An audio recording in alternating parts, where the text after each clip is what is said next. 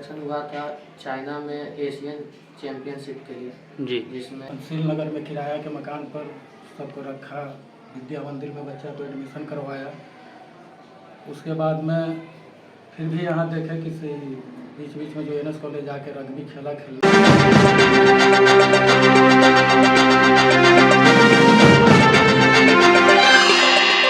नमस्कार दोस्तों, आप लोग देख रहे हैं नेशन तक न्यूज। आप दोस्त रविशंकर कुमार। अभी हम आप पहुंचे हैं बाढ़ अनुमंडल के बाढ़ शहर में। हमारे बगल में एक शख्स बैठे हुए हैं जो कि पहले एक परिचय का मोहताज थे, लेकिन आए दिन कोई परिचय का मोहताज नहीं है। सभी बच्चे एक गार्जियन पे यानी कि माँ पिताजी के परिचय पर परिचय चलते हैं, लेकिन इनके आज ऐसा परिचय हो चुका है कि इनके गार्जियन को इनके नाम से जाना जाता है। अब बात क्या है, इसके लिए हम आगे विशेष बताएंगे। इससे पहले हम ये कहना चाहते हैं कि बच्चे जिस क्षेत्र में अग्रसर हैं, चाहे वो पढ़ाई का क्षेत्र हो चाहे वो खेल का क्षेत्र हो, उसे वही क्षेत्र में आगे बढ़ने देना चाहिए। हर गार्जियन से हम ये रिक्वेस्ट करेंगे। ये मैं बताते चलूं कि ये जो शख्स बैठे हुए हैं इनका नाम सागर प्रकाश है, जिनका महज एज 16-17 साल एज हो रही है। ये अभी 12th क्लास का छात्र हैं। इनका जो पैतृक आवास है वो फतेहपुर पटना के रहने वाले हैं, लेकिन लगभग 3 से 4 साल से लगभग बाढ़ में रह रहे हैं, अपने पिताजी के साथ रह रहे हैं।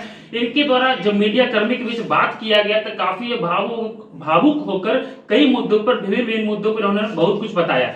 हमने जब इनसे खेल के बारे में बताया तो हम बताते चलते हैं कि इन्होंने रग्बी नेशनल चैंपियन में बीते दिन चाइना में खेलकर चौथा नंबर, भारत के तरफ से चौथा नंबर प्राप्त करके बाढ़ अपना पिताजी के पास पहुंचे हैं। लगातार यहाँ कतार लगे हुए हैं लोगों की बधाई देने वाले को, और मीडिया कर्मी का लाइन लगा हुआ है। इनके से जब बात हुई थी इनके द्वारा ये बताया जा रहा था कि इनके दादाजी एक सिपाही थे। इनके द्वारा ये बताया जाता था कि इनका पढ़ाई का जो स्थिति था बचपन में थोड़ा कम था, ये पढ़ाई पर ध्यान नहीं देते थे। इसको लेकर के इनके पिताजी या गार्जियन या दादाजी काफी चिंतित रहते थे। उनके द्वारा ये कहा जाता था कि ये पढ़ नहीं पाएगा या फिर कुछ ऐसा करेगा कि धमाल करेगा। आज वही देखने को मिला। जब हमने बात किया तो ये भी उसी बात को लेकर के भावुक हुए, इनके पिताजी भी इसी बात को लेकर के भावुक हुए। इनके द्वारा ये बताया जा रहा है कि इन्होंने पैतृक स्थान से बाढ़ लगभग 17-18 में बाढ़ पहुंचते हैं और यहाँ गौरव कोच टीम ज्वाइन करते हैं। वहां से ही खेल अपना प्रारंभ करते हैं। वो कई लेवल पर, स्टेट लेवल हो चाहे डिस्ट्रिक्ट लेवल हो या नेशनल लेवल हो, कई जगह खेलते हैं और वहां उत्तीर्ण होते हैं, अपनी सफलता दिखाते हैं और अपनी मेहनत के बदौलत। और आज भारत के तरफ से एक टीम गौरव कोच के तरफ से जाते हैं और चौथा नंबर हासिल करके आते हैं। भव्य स्वागत बाढ़ में जैसे ही उतरते हैं, ये बाढ़ के 4 पुत्र हैं जो कि भव्य स्वागत के दौरान इनको अपने घर लाते हैं। और उनके पश्चात जब हम इनसे बात करते हैं, कई मुद्दों पर बताते हैं। विशेष कुछ हम अभी ही कुछ बात करने का प्रयास करते हैं और देखिए इनके द्वारा क्या कुछ बताया जा रहा है। आपका कल भव्य बाढ़ में स्वागत हुआ, आपने कहां से खेलकर अपना घर आए? चाइना से खेलकर आए थे। हम चाइना से खेलकर आए थे। अपने भारत के तरफ से आप टीम बन के गए थे। कितने नंबर पे थे? हम लोग 4 नंबर पर आए। आपने अभी मीडिया कर्मी के द्वारा वार्तालाप में भावुक हुए, कौन सा वो बात याद आया जिसको लेकर आप भावुक हुए? जैसे कि पहले हम खेलते ही थे शुरू से ही जी। हर एक गेम खेल चुके, बहुत सारा गेम खेला जी। तो वहाँ पे मतलब जो देखता था वो बोलता था कि पढ़ता नहीं है, खेलता है सिर्फ। तो मतलब घर पे पापा को बाबा को यही दोनों को ज़्यादा कंप्लेन करता जी। तो उसे बहुत बार तो बोल भी देते थे बाबा कीजिए, जो मतलब जो ये करेगा वो कोई नहीं करेगा, खेलता है तो क्या हो। तो मतलब वही था कि हाँ जो वो बोले थे वो करना।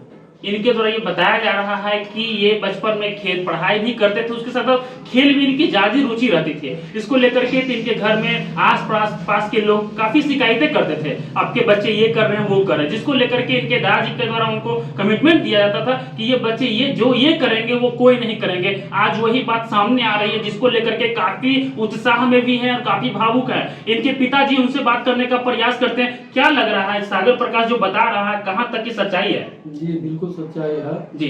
लोग शिकायत जब करते थे जी तो हम तो थोड़ा नाराज हो जाते थे कि मेरा बेटा जो है नहीं पढ़ाई लिखाई पर ध्यान देता है जी। लेकिन हमको भी पिताजी डांट देते थे इसके बाबा जी कि तुम बेकार ये करते हो, ये लड़का जो करेगा वो कोई नहीं करेगा। क्या लग रहा है आज जो मंजिल हासिल करके आया है, जो सफलता प्राप्त करके आया है, क्या लग रहा है आज वो दिन आ गया? मुझे सबसे ज्यादा तकलीफ इस बात की होती है कि आज मेरे पिताजी होते जी 2 साल पहले उनका देहांत हो गया जी। अगर वो रहते तो उनका सपना जो था वो पूरा किया। नहीं देख पाए। इसी चीज़ का हम लोग का पूरा परिवार को मिला था। क्या लग रहा है कि वो आज कहीं भी है, धरती पर नहीं है, कहीं भी उनका आशीर्वाद उनके साथ है? बिल्कुल उन्हीं का आशीर्वाद से लड़का आगे बढ़ा जी। है। वो कभी निगेटिव नहीं बोलते थे, वो हमेशा बोलते थे कि यह लड़का बहुत आगे बढ़ेगा। तो क्या जैसा कि इनके पिताजी से ये बात हुए, भावुक होते हुए कई बातों को रख रहे हैं, विशेष बात नहीं कर सकते, लेकिन इन्होंने मीडिया कर्मी के चर्चा में बहुत कुछ बातें बताई और हमने आपको दिखाने का प्रयास किया। विशेष इनके द्वारा क्या कुछ कहा जा रहा है आप खुद सुने। कल ये देखा गया कि बाढ़ स्टेशन से लेके आपका जो गृह निवास है यहाँ तक के भव्य स्वागत किया गया। आखिर क्या कार्यक्रम था और आपने कहाँ से ये मंजिल हासिल की और कौन से खेल में आपने विजय प्राप्त किया? यहाँ से 4 लड़का का सिलेक्शन हुआ था चाइना में एशियन चैम्पियनशिप के लिए, जी जिसमें मेरा नाम सागर प्रकाश था, जी एक अरमान आलम और राजा कुमार और सौरभ कुमार का सिलेक्शन हुआ था। हम लोग यहाँ NS कॉलेज ग्राउंड में बार रग्बी क्लब है जिसमें प्रैक्टिस करते हैं रोज़ सुबह शाम। जी हमारा कोच है गौरव चौहान, जी जो कि रोज़ हम लोग को सुबह शाम प्रैक्टिस करवाते हैं। जी। आपने ये जो खेल कहाँ से प्रारंभ किया और इस मंजिल तक जाने में आपके क्या क्या रहा? पहले हम जब स्कूल में पढ़ते थे तब एथलेटिक्स के लिए मतलब उसमें जो रग्बी खेलता था वो सब एथलेटिक्स में अच्छा कर रहा था, जी तो इसीलिए हम भी एथलेटिक्स के लिए ही वहाँ रग्बी खेलने गए थे जी। कि रग्बी खेलेंगे तो एथलेटिक्स में अच्छा करेंगे। लेकिन उसके बाद रग्बी में ज़्यादा मन लगने लगा और रग्बी खेलने लगा। क्या लग रहा है कि अपना बिहार राज्य से जहां आपने खेलने गए नेशनल और इंटरनेशनल लेवल पे बहुत सारे खिलाड़ियों से आपकी मुलाकात हुई होगी, क्या यहाँ बिहार की विधि व्यवस्था और जहां आपने गया खेलने के लिए वहाँ की विधि व्यवस्था में आपको क्या चेंजिंग दिखा? चेंजिंग तो ज़्यादा कुछ नहीं लगा, लगभग सब कुछ नहीं था। और जहाँ मतलब जहाँ चाइना में खेलने जी। गए वहाँ पे कुछ कुछ चेंज था, जैसे कि यहाँ पे मतलब खाना पीना का थोड़ा वहाँ पे कुछ अच्छा नहीं लगता था सब, और वहाँ साफ़ सफाई थोड़ा ज़्यादा रहता था। और यहाँ जैसे रोड पे निकलते हैं तो बहुत ज़्यादा हॉर्न वॉर्न सुनते हैं, लेकिन वहाँ पे 5-6 दिन में एक भी हॉर्न नहीं सुना हम, इतना शांति था वहाँ। किनसे प्रेरित होकर ये रग्बी खेलना शुरू किए हैं आप? इससे वो जो मेरे हम जो कोच हैं गौरव चौहान, उन्हीं को मतलब पहले देखे थे तो वो नेशनल में मेडल मार के आए थे, तो वो सब फोटो वोटो खिंचा रहे थे। और जब बाढ़ स्टेशन पे गए थे तब देखे कि सब ऐसे ही स्वागत हुआ था, तब उस दिन लगा था कि हाँ एक दिन मेरे लिए भी ये होगा। आपका आगे का क्या उद्देश्य है? बस जैसे इस बार हम लोग 4th प्लेस आए तो कुछ गलती के कारण थोड़ा बहुत रह गया, और अगला बार हम लोग चाहते हैं कि मेडल लेके आए बाहर के लिए, भारत के लिए। अपने जूनियर छात्र लड़कों को क्या संदेश देना चाहते हैं, जैसे कि हम फर्स्ट टाइम नेशनल खेलने गए थे तो मतलब चांस नहीं मिला था, वहाँ गए थे बैठे हुए थे, तो वहाँ यही सोचे थे कि वहाँ जैसे बहुत लोग सोचते कि अब नहीं खेलेंगे छोड़ देंगे, लेकिन इसको मतलब एक मोटिवेशन के रूप में ले और अगले बार अच्छा करे और टॉप 7 में। यही बताया जाता है आपके परिजनों के द्वारा कि आगे आए दिन कल या परसों कहीं और खेलने जा रहे हैं, कहाँ है? यहाँ बिहटा में हम लोग का कैंप लग रहा है नेशनल गेम का जी। जो कि गोवा में होने वाला है जी, तो उसमें आपका भी भागीदारी होगी? जी। अभी कैंप में तो मेरा भी नाम है और गेम में वहाँ पे बहुत सारे लड़के हैं और ये सीनियर टूर्नामेंट है और वहाँ पे सबसे जूनियर हम ही हैं, अगर अच्छा करेंगे तब चांस मिलेगा। जी, यहाँ तक पहुँचे इसके लिए आपका इसका श्रेय आप किसको देना चाहते हैं? सबसे बड़ा तो मेरे फैमिली है और जो सबसे मेन है जो हम लोग का कोच है गौरव चौहान। हम लोग यहाँ से खेलने गए थे तो 4 लड़का यहाँ से सिलेक्शन लिए थे और उनको पता था कि 4 का सिलेक्शन होगा, और वो बोले थे कि सिलेक्शन के लिए मत सोचो, हमको पता है कि 4 का सिलेक्शन होगा और तुम लोग मेडल के लिए जाना, और थोड़ा बहुत रह गया लेकिन हाँ 4 का सिलेक्शन यहाँ से हुआ।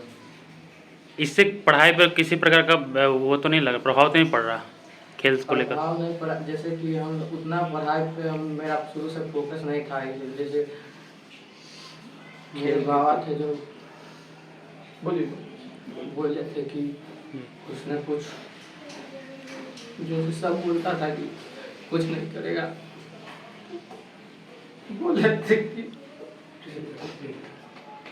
जो ये करेगा कोई नहीं करेगा। तो आपने ये संकल्प लिया कि जो हमारे फैमिली को लोग बोलते थे, ताने सुनाते थे, उसको आप हासिल करने के लिए ये मुकाम तक पहुँचे। आपका परिचय क्या हुआ? नाम बताइए। मेरा नाम सागर प्रकाश। धन्यवाद। खेल के आए हैं आपके बच्चे, कैसा महसूस हो रहा है पिता के तौर पर? बहुत खुशी हो रही है। क्या कहना चाहेंगे अपने बच्चे को? इसी तरह खेलते रहे और अपना राज्य देश का नाम रोशन करते रहे। क्या इनके खेलने के बीच में कभी परिवार अड़चन भी पैदा किया कि पढ़ता नहीं है, खेलने में व्यस्त रहता है ये सब? जी, पहले गांव पर रहता था। मेरा गांव फतेहपुर पटना हुआ, बरगाया। तो हम तो यहाँ बाहर में अकेले रहते थे। तो बीच बीच में गांव से लोग, मेरे साथी लोग शिकायत करते थे कि दिन भर पढ़ता नहीं है, नदी के उस पार बगीचा में जाके खेलते रहता है, इसको तुम ना है तो अपने साथ रखो। तो हमने इन लोगों को, अपने पूरे परिवार को 2017 में बाहर ले आया। पंचशील नगर में किराया के मकान पर सबको रखा, विद्या मंदिर में बच्चा को एडमिशन करवाया। उसके बाद में फिर भी यहाँ देखे कि बीच बीच में जो NS कॉलेज आके रग्बी खेलने लगे थे। तो कई बार हम ग्राउंड में जाकर वहाँ से इसको ले आते थे, डांट डपट कर देते थे, खेलना नहीं है। स्कूल के टीचर लोग शिकायत करते हैं कि यहाँ भी आकर खेलता है। लेकिन जब एक बार कोच गौरव चौहान से बातचीत हुई तो बोले कि अंकल इसको खेलने दीजिए, एक समय आएगा कि इसके नाम से आप कहीं भी गली में गुजरिएगा तो लोग कहेंगे कि सागर प्रकाश के पापा जा रहे हैं। और आज हाँ ठीक है, जब भी हम बाहर निकलते हैं तो लोग ये कहते हैं, आज उसका कहा हुआ सच सामने नजर आया। ऐसे परिजनों को क्या कहेंगे जो इसे गलत मानसिकता रखते हैं और समाज को उकसाने का काम करते हैं? हमें तो यही शिक्षा मिला अपने बच्चे से कि बच्चा अगर जिस लाइन में है, गार्जियन को खुलकर सपोर्ट करना चाहिए।